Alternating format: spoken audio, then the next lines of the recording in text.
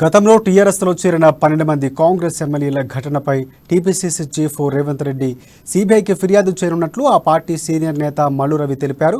గాంధీ భవన్లో మీడియాతో మాట్లాడిన మల్లు రవి ఎమ్మెల్యే కొనుగోలు కేసుపై కీలక వ్యాఖ్యలు చేశారు. 2019లో కాంగ్రెస్ ఎమ్మెల్యేలు 12 మంది టీఆర్ఎస్లో చేరారని, ఆ సమయంలో సీఎల్పీ టీఆర్ఎస్లో విలీనమవుతున్నట్లు కేసీఆర్ ప్రకటించారని చెప్పారు.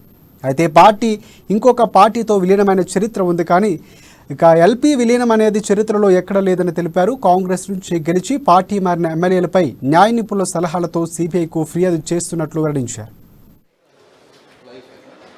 అసలు భారతదేశ చరిత్రలో 75 సంవత్సరాల ప్రజాస్వామ్య దేశంలో ఎక్కడ ఈ రకంగా సిఎల్పీలు వేరే పార్టీలో విలీనమైన ఉండదు. ఒక పార్టీ ఇంకో పార్టీలో విలీనమైన ఉన్నాయి.